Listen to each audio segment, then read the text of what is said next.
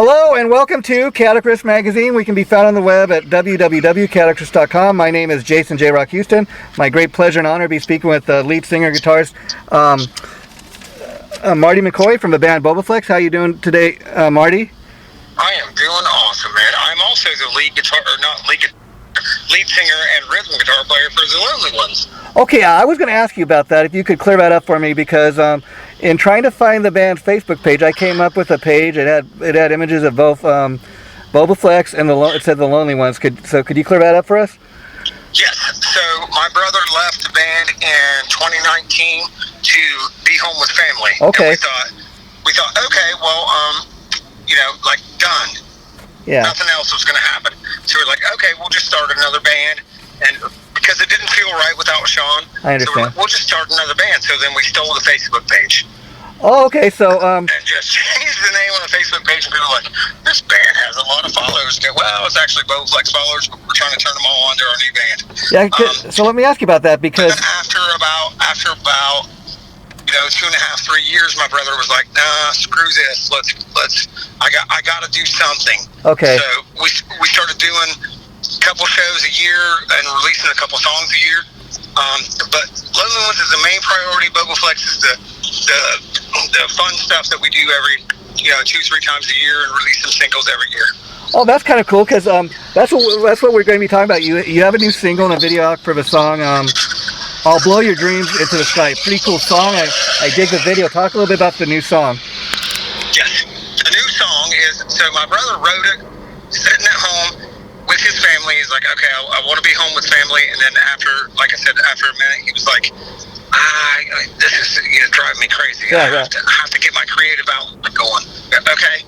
So then he wrote a song about, he's so good at nailing like what people are thinking right now. Yeah, yeah. So he's like, I'm into the Second Amendment. I'm not into this. I'm not into that. Yes, but you have to be able to protect your home. Yeah, yeah. He's from West Virginia, so our whole thing is like, being from West Virginia is like, invited, come on in the house. If you're not, get the hell off our property. He was able to write a song about it that grabbed the whole protect family kind of thing, and it turned out really well. It's a really catchy song, and it's really important, I think. I'm digging the song. I'm digging the video, and not even knowing what it was about till you just told me, I dig it even more, because not to get political, but there's too many. I think too many people get too woke. I mean, I can't even remember where it was, but there was a state last year where a couple people actually, the local DA brought charges against them for people were getting on their property and trying to they were actually defending their property, and the people defending their property, actually, they tried to bring charges against, if you can even believe that. So I think it's perfect for the time. It's nice to see somebody else speaking up for the other side, Yeah, I'm very liberal, but I also am from West Virginia, so I think, you can own a gun if you want. I don't think you should own a gun if you punch your woman in the face. Yeah. Acted like an idiot. Within reason, I think you should be able to protect your home. If you got children and a wife and stuff like that, you should be able to protect your home. So, that's what I think. That's what that song's about. It's like, and I don't even think it even matters what side of the aisle you're on politically. And what I mean by that is, I think what's missing from the world is common sense. I mean, when I would agree with that. People are attacking. I would go a little bit further. Yeah. People on the right would think I'm crazy, but Go ahead. And own a gun. Yeah. And own a gun at the same time. Everybody says freedom. Let's have freedom. Yeah. Across the board. It's like, you should not tell me what I can't do unless it's harming somebody else. So I think we should open up tons of things. Yeah. Like, now that marijuana is legal, it's like, amazing. Yeah. You let all the people out of jail that sold marijuana. It's a plant that comes out of the ground. Should I be able to? There's all these things that I would like to be able to do that I'm not allowed to do.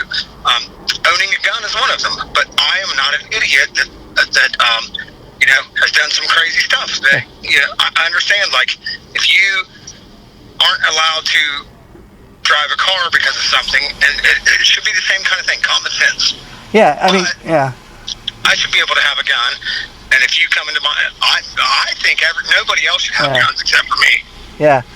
I mean, I seen something on the news last week where, a couple weeks ago, where a guy was robbing a liquor store in New York, and he got shot. The guy that worked at the store had a gun and ended up having to shoot the guy, but they were attacking him. And so the DA in New York was trying to put the guy that was attacked in jail for killing the guy. And I'm like, it's not like he set out to go and hurt anybody. He was just defending his life. You should not, you should not get arrested for stuff like that. Common sense. I mean, if you're going to rob a place, I think you deserve to have some kind of punishment instead of just saying, oh, there's going to be no charges. That's why all these people are robbing, stores in broad daylight, because nothing's happening to them. They're not receiving any kind of punishment. I think that's what's missing from the world, Got to have some kind of punishment. That's what that song's about. It's like, if you come into my house and think there's not going to be a consequence, you're wrong. Yeah. If you're outside and you don't get in, okay, you're fine. You get in, my family's at, and my girlfriend's at, and all that stuff, it's like, you are in trouble. Yeah. Okay, I get it. Like, you can't just walk outside somebody. That's wrong. Yeah. And at the same time, I agree with you that if you're going to own a gun, you also got to be responsible with it. Like, especially if you have kids in the house, lock it up. Put it where a kid can not reach it. Don't lock it up too tight where you can't get it. Yeah, but again, within reason. I would agree. Like I said, if you're outside trying to get in the windows, I'll point it at you and go, it's time to leave. You don't leave and you try to come into the house again, something's wrong with you. We have to stop you immediately. Before anything crazy can happen, because it's a weird time. It's always been a weird time. Yeah. We live in the safest time to ever be a human being on the planet Earth. Yeah, Do not forget, this is also, life is very dangerous, and people are out there trying to do crazy things, and you have to be able to stop them. If you can't stop them, then you're just going to stand there and just let things happen to you, and I am not about that at all for anyone.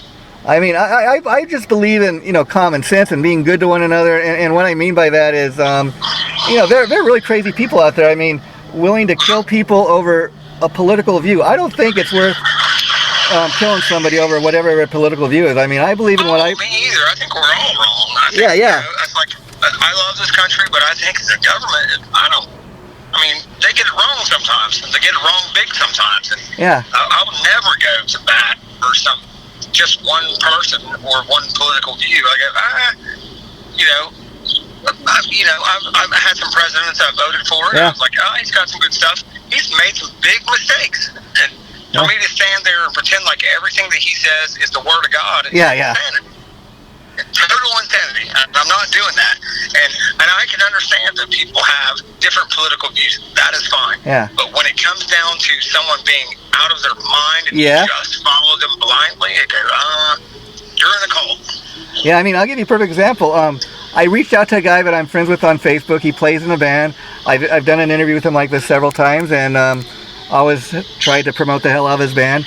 I recently reached out to him because see if he wanted to do another interview, and he said, I see some of your views. I don't share your political views, so no thank you. And that's his right, but I just think, hey, at the very least, let's be willing to have a conversation, Yeah, let's talk about it. Yeah. What do you like, what you don't like?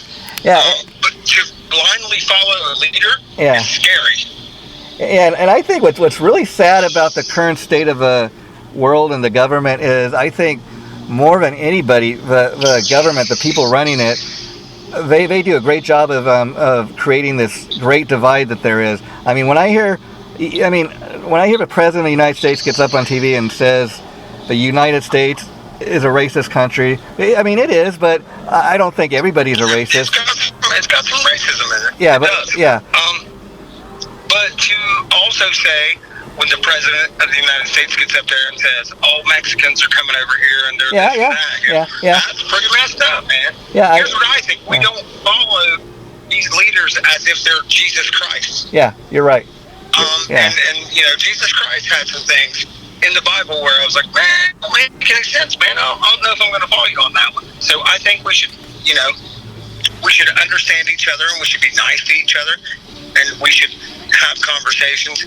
But to take the line like if I took a line like the Cleveland Browns are the greatest team in the world, and it doesn't matter what you say, that's insanity. Yeah. That's crazy. And you know, the other crazy thing is like entertainment. Like I used to love to watch the Oscar Wars, but to hear people get up and give their political, and that's the whole show of the night. You know, I mean, this last year was a little more entertaining with the slap, but you know, it's like I don't even tune into the shows anymore. I used to tune in to get entertained, if you know what I mean.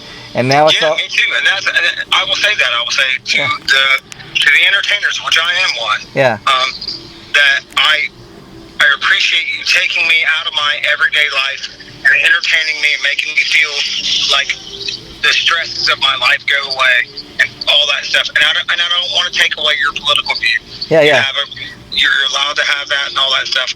But the cult mentality or the pick a side mentality, and have no other, you know, just this is my side. It's like the tribalism is really bad. I hate that. I think that the United States needs conservatives. I'm a liberal. Yeah. I think the United States needs conservatives. I think we also need liberals. I think we should work together instead of doing this, you know, here's the line and we'll kill you if you're on one side or we'll kill you on the other. I think that's ridiculous. That's going to be the downfall of this beautiful nation that, you know, I don't know. I don't want to get too political. No, but I will tell you this. That's the way I feel. Yeah, I will tell you this.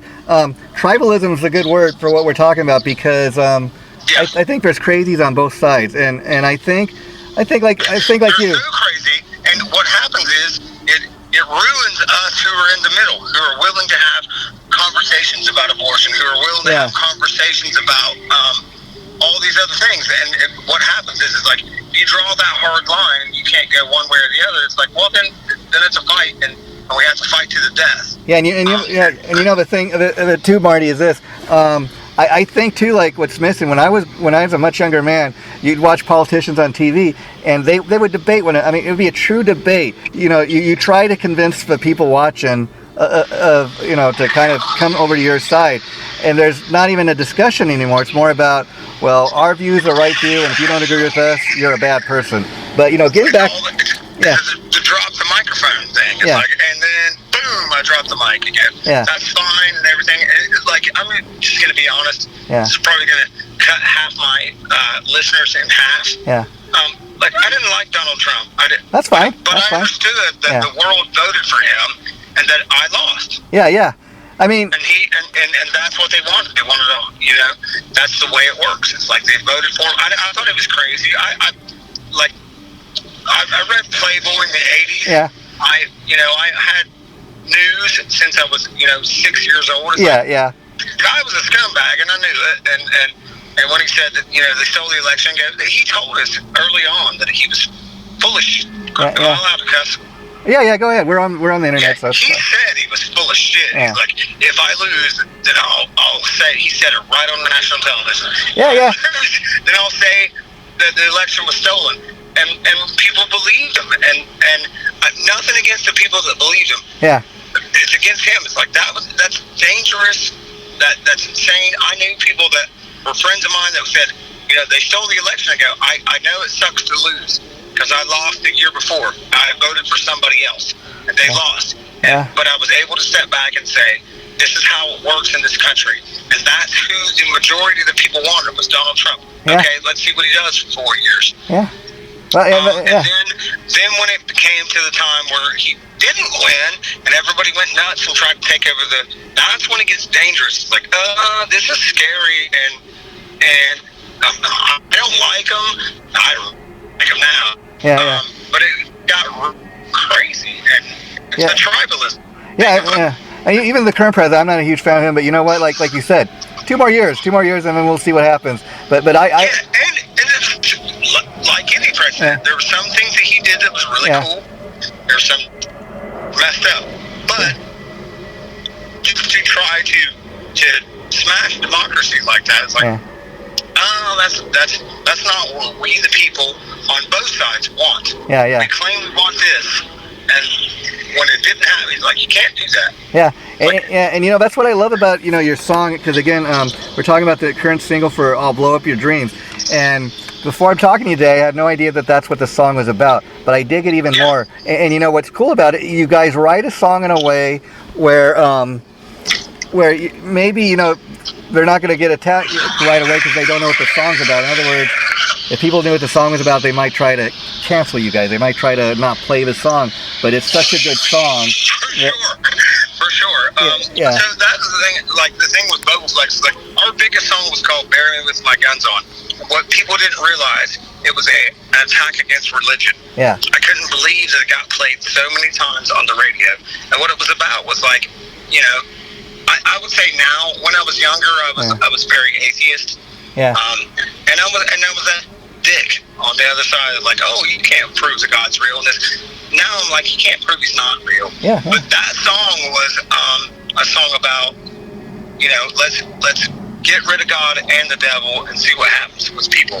Yeah. Now that I'm older, I go, can't do that. They'll kill each other. Yeah, like all of us, Marty. With age, you've aged fine like wine. You know, like you progress kind of in your ways, and that's the beauty of getting older. And now talk about being in a band with your brother, because it sounds like when he didn't want to do the band for a while, it really affected you. I mean, are you older or is he older? I'm the younger one. I can't believe you can't tell from pictures. Well, yeah, I mean, really can't. But so how big of an influence? He never smoked cigarettes. Yeah. Under his eyes look a little more lively than mine.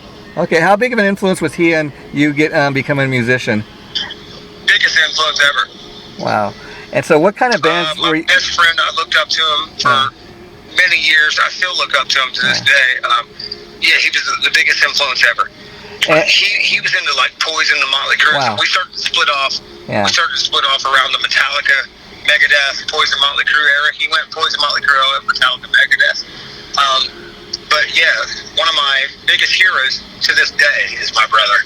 Oh, that's interesting because, you know, Poison and Motley Crue. I like those bands too. I like the metal bands, and like even a band like Poison. I mean, they're able to still go out and because they have such great songs. I mean, great pop tunes. People love hearing that stuff to this day. Yeah. You know.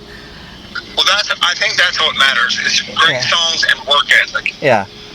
Yeah, it's like they're like you said, Korn, Vein, and Tool. Tool's my favorite band. Like, so my brother and I definitely had a split where I was like Pink Floyd, Tool, and he was like Guns N' Roses, and which Guns N' Roses is also in my top 5. But Guns N' Roses and like, so we went in 2 different directions when we were younger, and I was like, this band Tool, you have to listen to this band. He's like, okay, I'll listen to the band. Yeah. And then like he would play me stuff, and I was like, Pretty Boy Floyd, pretty good. But like, so we went in 2 different directions. Yeah. But I always looked up to my brother because of his work ethic, and it's just insane. Like he could stay up till 5 in the morning, and at 6:30 he would be at rehearsal. Oh wow! But you know, like Pretty Boy Floyd, that's a band that I kind of dug back in the day. I mean, they were kind of an amateur, kind of Poison or Motley Crue, but they had pretty good songs. What I liked about them. We're playing with them this week. Oh, interesting. But what I like about Pretty Boy Floyd is they get all glammed out, and you know, especially if you're a fan of that music from back in the day, I mean, it's a little more entertaining than just seeing, you know, 4 or 5 guys in their jeans and t-shirts. Yeah. Exactly. Like I'm tired of looking at guys that look like they came off like it's David Bowie-ish. Yeah. And Pretty Boy Floyd is like 100% went into the direction that they were supposed to go, and you got to respect that. Yeah, and it kind of makes sense talking about how you and your brother have these different influences, because in listening to Bobaflex, I don't know that I can kind of exactly say what you guys are. I'd say you're kind of a cross between a modern rock band. You got elements of hard rock and metal. You're not like metal in the sense of like Slayer, but you kind of got a metal element to what you guys do as far as the guitar sound. I love Slayer. Yeah. Our drummer, Tommy, loves Slayer, loves bands like Celtic Frost. Wow. I turned my brother on to Iron Maiden. My brother's like, oh, that's that Euro metal dragon shit. And then Tommy's like, no, you're wrong. And like pushed him into the direction of Iron Maiden. Wow. And one day my brother's like, Iron Maiden's awesome. And yeah, man, we were telling you that for years. And in the same sense, he would tell us things like, you've got to listen to Motley Crue. And I go, I love Motley Crue. Yeah. He's like, no, you got to listen to Deep Cuts. And Use Your Illusion's the best record Guns N' Roses ever made. I go, I think it's Appetite. He goes, yeah, everybody says that. And then he push all these songs on. So I go, wait a second. Use Your Illusion might be the best record ever made. I mean, yeah. You get pushed in these directions. Like, I would say the same thing about Greta Van Fleet. Oh, sure. People they sound like Led Zeppelin. I go, listen to the record. Yeah. That new record they just released is a masterpiece. Or when I first started listening to Muse, I was like, yeah, this is cool. They sound like Radiohead. And my buddy's like, no. They don't sound anything like Radiohead. Then I started diving into their records, and I go, this is the best band in the world. See, and I think the compliment I can give you on your band, Bobaflex, is like I said, I can't pinpoint exactly what you guys are, and it's great songwriting, it's great songs, and I think I can't sit there and say, you know what, they sound like the second coming of Van Halen. You don't, but you got your own kind of I can hear some of the influences coming out, but a great original sound. You guys have your own sound. You don't really sound like anybody, and that's what's cool, I think. Here's how I think you do that. I think you let the band be the band. You don't being the lonely ones. It's like me and Tommy are the guys that have the most experience, but we don't sit there and say this is what it's going to sound like. We say, to the guitar player, or the bass player, or whoever, it's like, what do you think? Yeah. That's all you got to do. Is like, what do you think? They're like, it sounds a little too much like Van Halen. I go, okay, we'll pull it where you want it. Yeah. And same thing with Bobaflex. It's like, we got new guitar players. We let them have their own day in the sun. They go, well, what do you got? They play something. I go, that's pretty cool. Yeah. So like when you started the Lonely Ones, I was curious. That's probably like a big shift, not working with your brother. And so, did it take a while for you to kind of get used to working with other guys and not having him to lean on? No. What happened was, like what I just said. Yeah. I would say, what do you have? Yeah. What kind of guitar riff you got? What kind of vocal line you got? I'll tell you what I got, and if you got something better, let's go that way. And the guys in the band were like, it was their band. It wasn't this, because some of the guys were in Bobaflex, so if they wanted to or not, they were like, yeah, I'm in the band, and I feel like this and that. Yeah. But, I kind of give, if Marty says something, then, he kind of gets the king, the whatever. In the new band, it was like we just came in as if we were all brand new, and like, what do you say? What do I say? Let's write something unique. I could write Bobaflex songs. Yeah.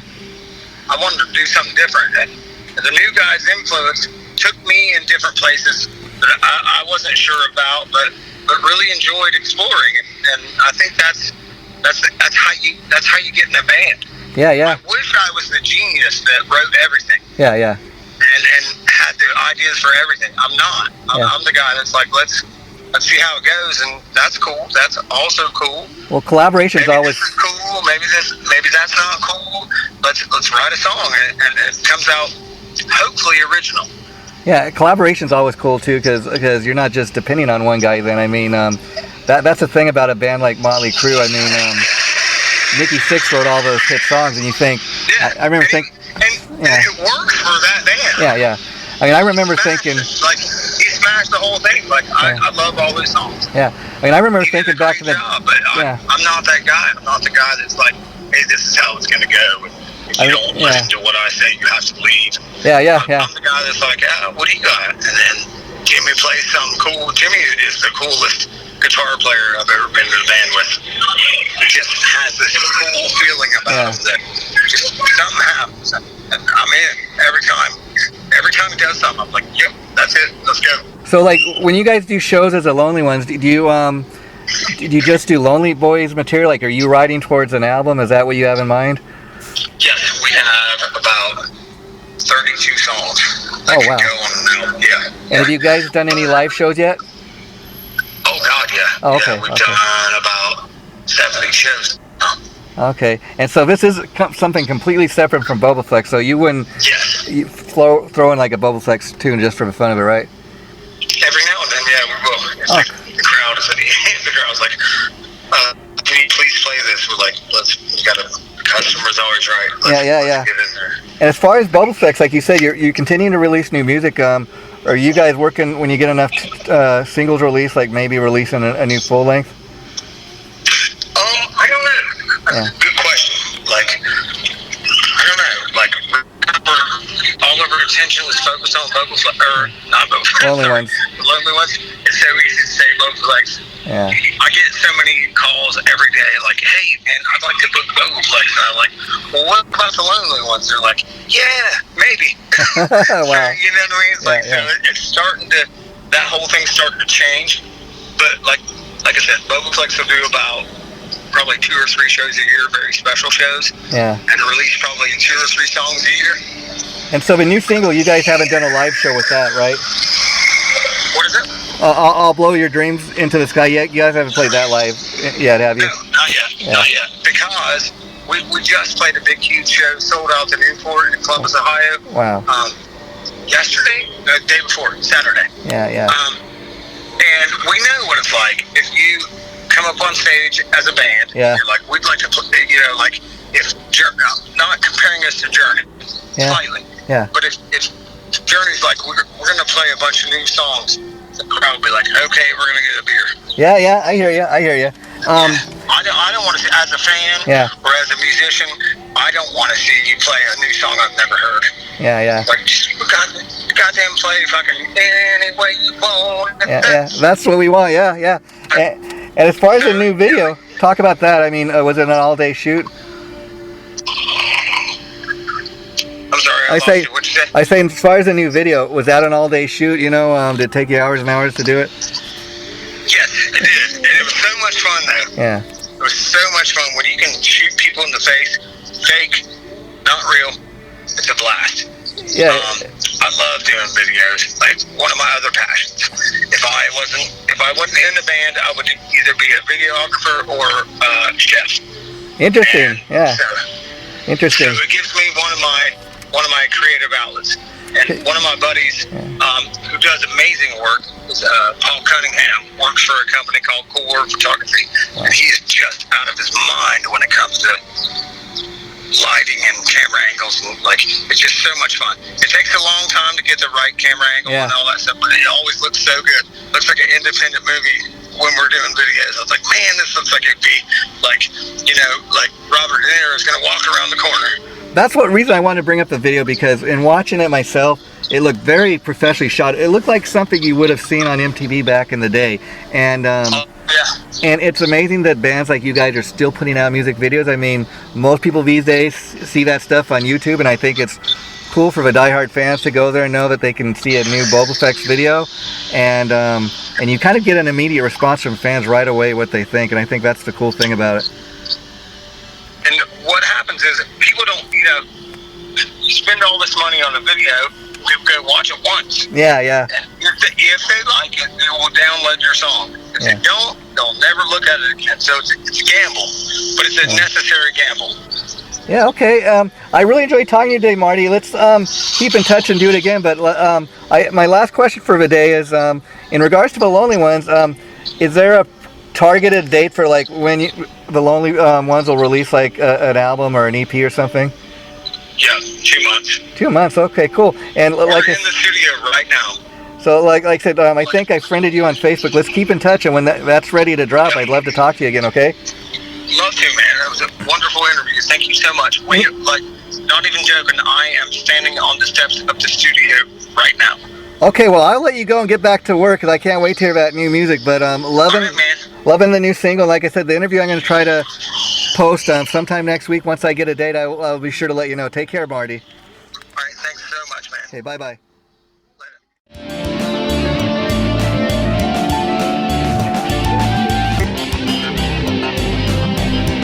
JROCK Riffs Magazine.